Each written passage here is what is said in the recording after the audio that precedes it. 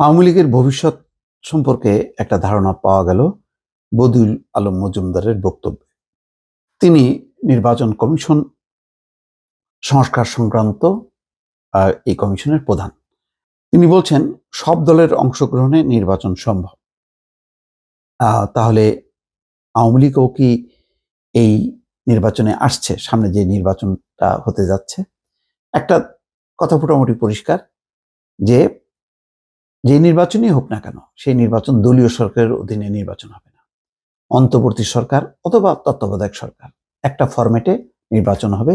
সেটাকে মাথায় রেখেই নির্বাচনের বিষয়ে একটা সংস্কারের কাজ চলছে। সেই নির্বাচনে তাহলে আওয়ামী লীগের তো নিশ্চয়ই এখন তাদের জন্য সুবিধা হয়ে গেল। তাদের তো আর লজ্জায় তো নিশ্চয়ই তারা দাবিও করতে পারবে না যে নির্দলীয় নিরপেক্ষ সরকারের অধীনে নির্বাচন চাই। কেননা দলীয় সরকারের জন্যই তো তাদের এই আজকের এই পরিস্থিতি, এবং সেই সিস্টেমে তারা বারবার যুক্তি দিয়েছে যে অন্তর্বর্তী বা তত্ত্বাবধায়ক সরকার এটা অসাংবিধানিক সরকার, এমন সরকারের অধীনে নির্বাচন হতে পারে না দলীয় সরকারের অধীনে। তো করুক, এখন অন্তর্বর্তী বা বিএনপি সরকারের অধীনে করতে চাইবে না।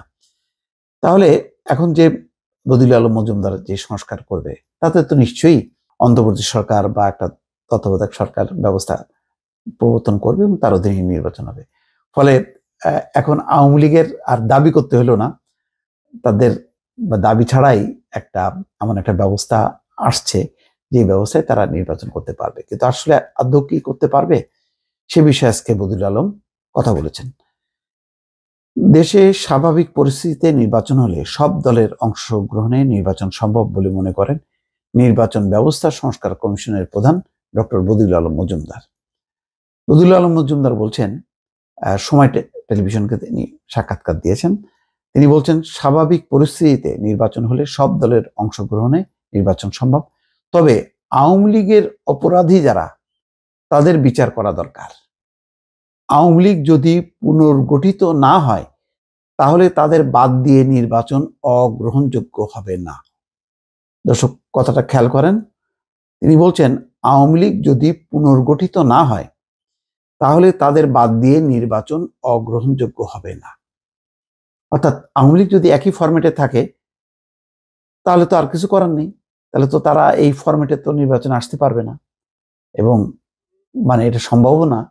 কারণ আওয়ামী লীগের যারা এখন সভাপতি শেখ হাসিনা, তার মানবতা বিরোধী অপরাধে তার বিচার হবে, সাধারণ সম্পাদক তাই। তাহলে একটা পুনর্গঠিত আওয়ামী লীগ হবে। তো তারা যদি আসে তাহলে এটা সম্ভব, তারা নির্বাচন করতে পারবে। আর যদি পুনর্গঠন না হয় তাহলে নির্বাচনে আসবে না। তাহলে নির্বাচনে যদি না আসে তাহলে কি সেটি কি অগ্রহণযোগ্য হবে? বদিউল আলম মজুমদার বলছেন যে না, তাহলে সেটাও অগ্রহণযোগ্য হবে না, কারণ তখন তো কিছু করার নেই। এখানে তো আওয়ামী লীগ যেটা করছে, এমন একটা সিস্টেম করছে যে আওয়ামী লীগ ছাড়া আর কেউ নির্বাচনে পার্টিসিপেট যাতে না করতে পারে। তারা একটা বেশ 5 বছর পর পর একটা নাটক করবে, নাটক করে আমি ডামি টাইপের নির্বাচন করে তারা ক্ষমতায় থাকবে। তো সেটা হবে না।